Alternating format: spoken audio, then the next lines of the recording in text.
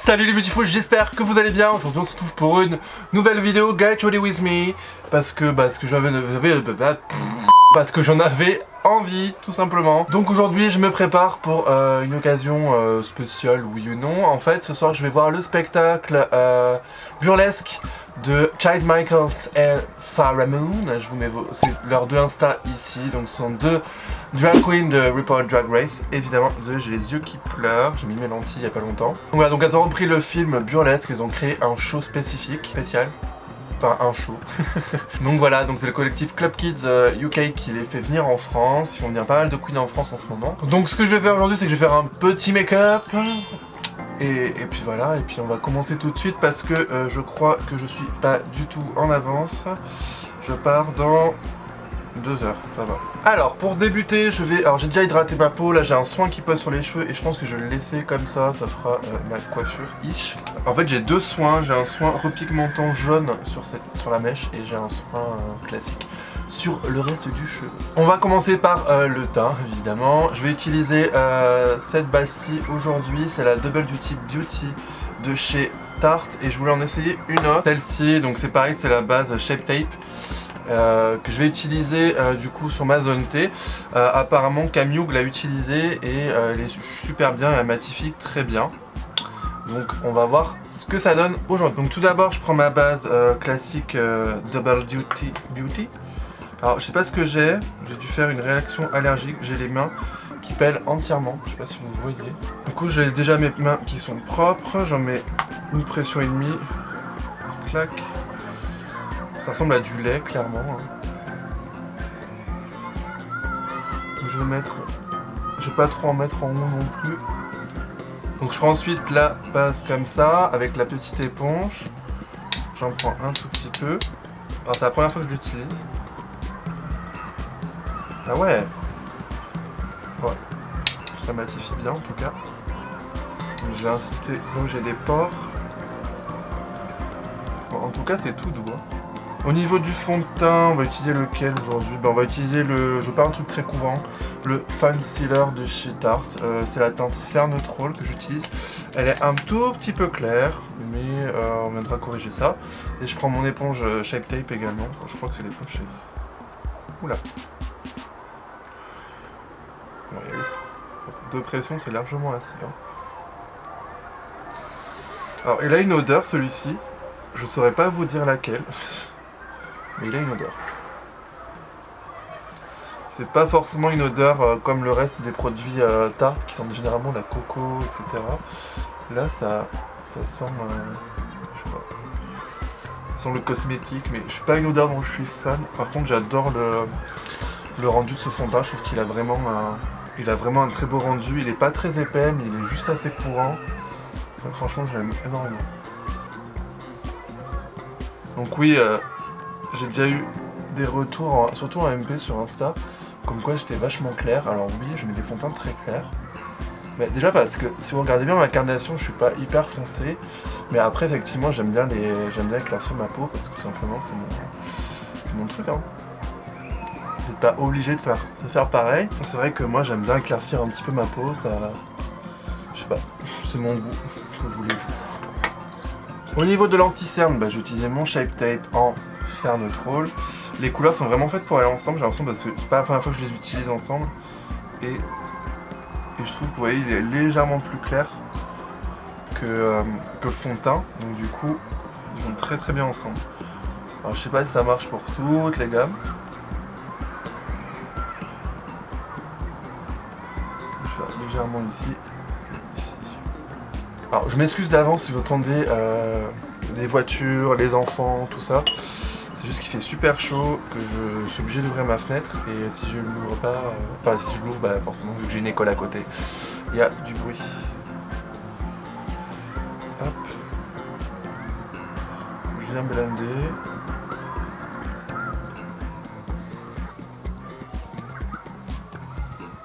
Ils se fondent vraiment très très bien ensemble.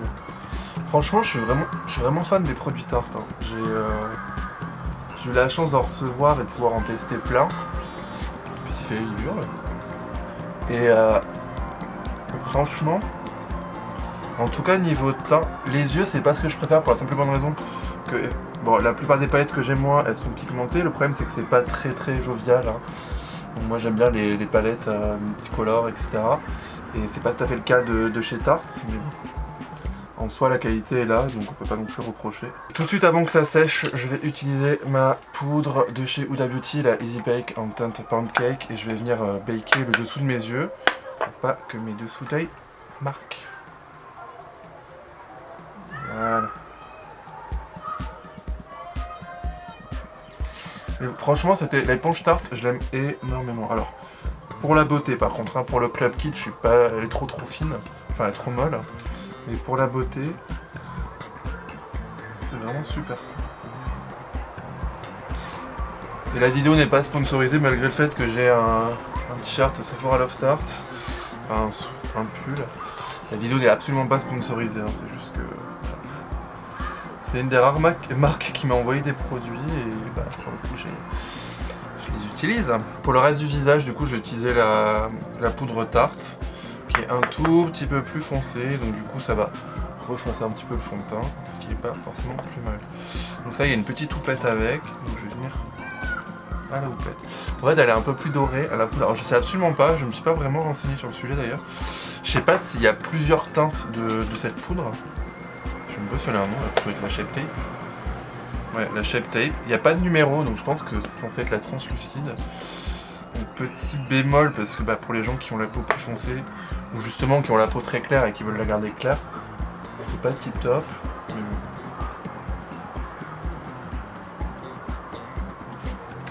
Sur pareil, le tamis. Pour le coup, moi j'aime bien quand il n'y a pas de tamis et que je puisse prendre beaucoup de poudre, mais là. On peut pas vraiment en prendre 3 tonnes. Après, il n'y a pas beaucoup de quantité dans ces poudres, malheureusement. Autant la Huda Beauty, vraiment le rapport qualité-prix il est excellent, parce qu'il y a beaucoup de quantité au final là-dedans. Autant la Tarte, j'ai pas l'impression qu'il y ait beaucoup de quantité. Il y a 12 grammes, et dans la Huda Beauty, vous avez 20 grammes. Donc ça fait une petite différence quand même. Je vais en taper un tout petit peu dans le coup, parce que j'ai mis mon fond de teint. J'ai utilisé du coup mon Signature Brow de chez Kat Von D. J'ai également posé ma base P. Louise, je n'ai pas retrouvé ma base 02, donc c'est la 01 qui est un petit peu claire, mais c'est pas dérangeant. Et là on va utiliser une palette que j'avais déjà filmée et la vidéo était ratée. Voilà, j'avais une erreur en fait sur la balance des blancs et du coup c'était dégueulasse. Donc on va recommencer aujourd'hui, c'est la Blue Blood de chez Jeffree Star. Donc bah, je vais pas vous faire une grosse review parce que vous l'avez déjà vu plein de fois sur internet. Mais en gros ça c'est la boîte de base. Et ensuite à l'intérieur vous avez le petit bijou qui est juste ici. Voilà. Et donc quand vous l'ouvrez, donc c'est un écrin type. Oula. Donc c'est un écrin comme ceci. Et quand vous l'ouvrez, hop, vous avez toute une palette de couleurs absolument magnifique. Voilà. Et donc du coup aujourd'hui on va utiliser ce petit bébé. Encore une fois. On va partir sur les tons mint pour changer un petit peu. Du coup je vais utiliser d'abord Minty avec un pinceau 230 de chez Zoeva. 231 pardon, de chez Zoeva. Donc j'applique cette couleur là, la Minty.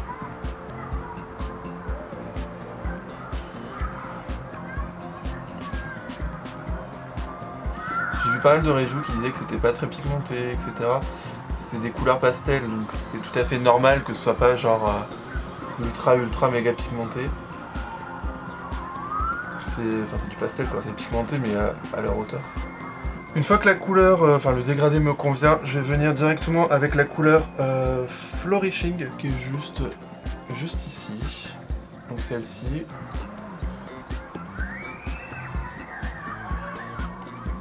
C'est un très beau turquoise. Il est vraiment très beau ce turquoise. Hein,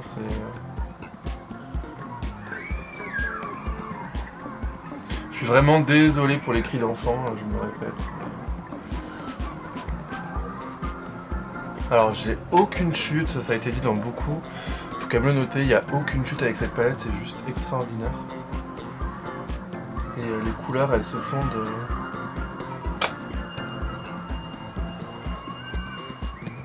Et les couleurs elles se font... Et les couleurs se font vraiment très bien. Enfin, franchement, ça se fait vraiment tout seul. Une fois qu'on a bien blindé, du coup, je vais prendre la couleur Cremated, qui est juste ici. Donc c'est cette couleur-là, qui pareil. En fait, vous avez deux foncés. Vous avez un foncé bleu nuit là, qui est bleu-bleu, et celui-là, il est un peu plus bleu-vert. On va rester sur les bleus-verts, puisque c'est un peu ce qu'on fait depuis le début. Et je vais venir du coup intensifier encore une fois.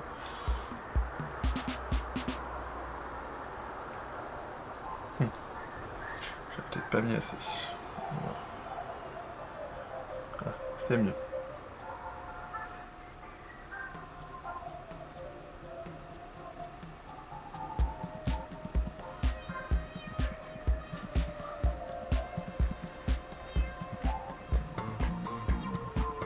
Je vais évidemment le dégrader dans mon creux paupière.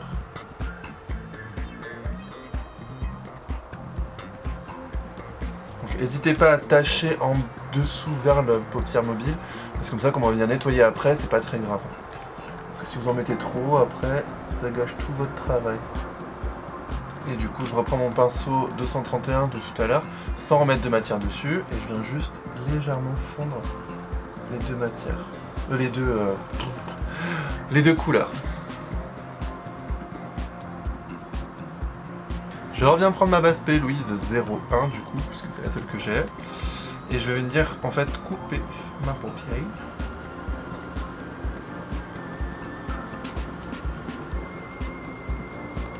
Et je vais venir du coup...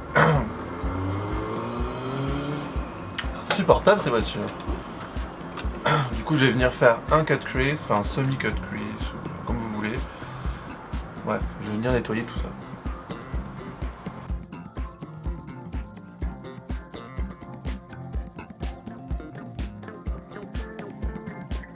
Et maintenant, à l'aide d'un nouveau pinceau que j'ai enfin réussi à avoir, le D240, qui est comme ceci, de chez Cosette, que je voulais absolument. Je l'ai trouvé à la boutique, pour ceux qui sont de Paris, monochrome.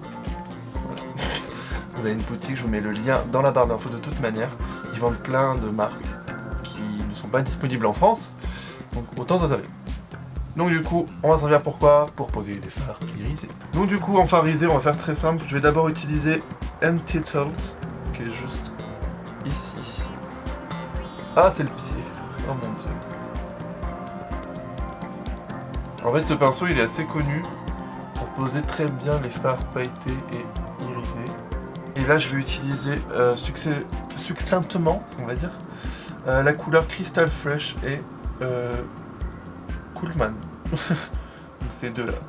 On va partir vers des tons un peu plus pêche.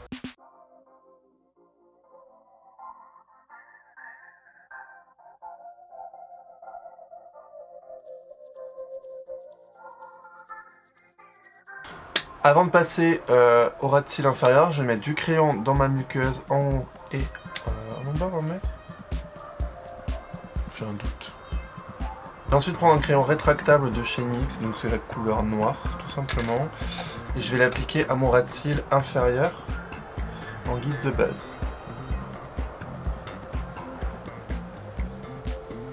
Et je fais une très légère bascule au coin interne. Et avant qu'il ne sèche, je prends un petit pinceau et je viens le l'estomper.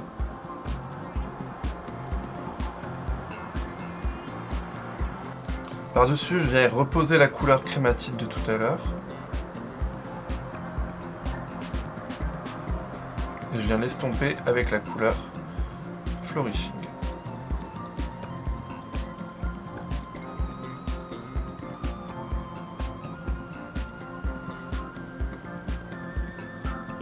Du coup, j'ai juste fait mon liner que j'ai estompé avec le fard de tout à l'heure. Et là, dans ma bascule, je vais utiliser Coolman pour éclaircir.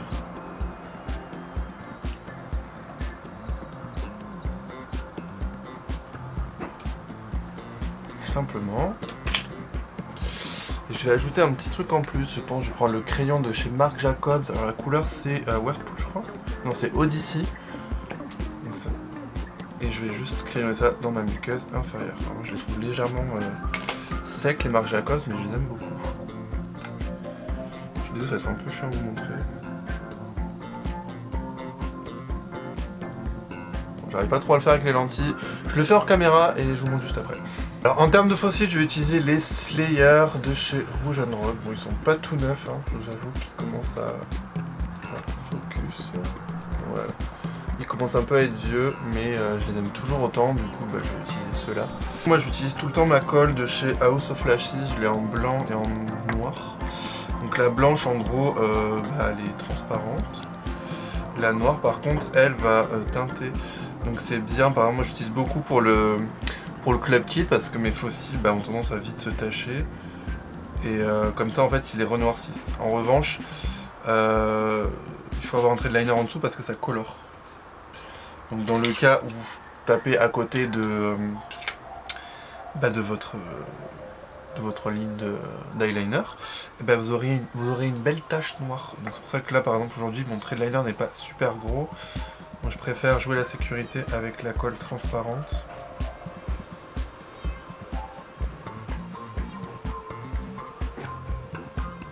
Voilà pour ce qui est des yeux. On va pouvoir passer très rapidement sur le teint parce que j'ai pas trop le temps. Du coup je vais prendre un gros pinceau, je vais mettre un léger coup de blush. Donc là je vais utiliser le Captivating de chez Tarte que j'aime beaucoup en ce moment. Je mets d'abord le blush là parce que je vais voir si j'ai besoin de vraiment contourer. Alors c'est un blush qui est vraiment très léger. J'ai une amie drag queen qui est tout le temps à la maison et elle me pique un de mes pinceaux préférés de Make Up For Ever. Et actuellement, voilà, il a disparu donc je pars à sa recherche. Le voilà, elle me l'avait bien piqué. Donc c'est le 122 de chez Make Up For Ever. Il est vraiment très bien, donc je comprends qu'elle me le vole. Mais tout de même. J'utilise ma palette Shade & Light, je voulais prendre une plus claire. Ah, voilà. Dans ma palette, en fait, j'ai une teinte du Shade & Light. Donc c'est la teinte Suède que vous pouvez acheter en mono directement sur le site de Kat Von D. Vous pouvez acheter en fait des teintes supplémentaires qui n'existent pas dans la palette Shade & Light toute prête. Et du coup, moi, il est légèrement plus clair. Et un tout petit peu plus neutre. Donc j'aime bien l'utiliser. Vous voyez avec le pinceau 122 de chez Make Up For Ever, ça va me donner un aspect flouté directement. Ça va pas faire trop. Bon, même si en caméra en général ça sent beaucoup plus fort. En vrai c'est pas ultra foncé. Je prends un tout petit pinceau, donc c'est un NYX qui n'a pas de numéro. C'est un petit pinceau comme ça et je vais juste venir en fait légèrement en mettre sur le nez pour le redessiner mais sans plus. On va pas se priver d'highlighter, je vais encore utiliser du Tarte, donc c'est le Export Highlight. Je l'aime bien, en fait là j'ai pas envie d'avoir un highlight trop fort, je veux quand même garder l'accent sur mes yeux. Et lui il a un effet un peu cachemire. C'est celui que je portais sur la vidéo où quand j'ai fait ma couleur de cheveux du coup, donc je vous mets la vidéo juste ici si vous l'avez pas vu, quand j'ai coupé et changé de couleur de cheveux. Et franchement je l'aime vraiment beaucoup. Il est très léger, hein, c'est pas un BK, hein. Mais moi j'aime bien, ça change. Du coup, au niveau des lèvres, je ne sais absolument pas quoi mettre. Je pense que je vais partir tout simplement sur un pêche. Ouais, on va partir sur un nude. Du coup, je vais utiliser un Sephora, c'est le numéro 66, qui est relativement clair.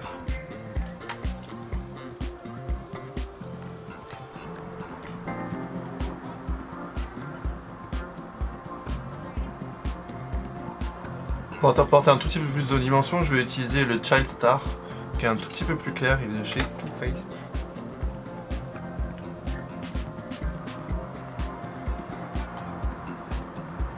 Et voilà, donc il me reste plus qu'à m'habiller, parce que je vais pas partir comme ça, c'est pas au top. En tout cas, si la vidéo vous a plu, n'hésitez pas à mettre vos avis en commentaire, laissez un petit pouce. Vous avez également mon Instagram qui est juste ici, n'hésitez pas à vous y abonner, vous aurez beaucoup plus de contenu, de stories, etc. Et voilà, et je pense qu'on est bon. En attendant, je vous fais de très gros bisous et be beautiful.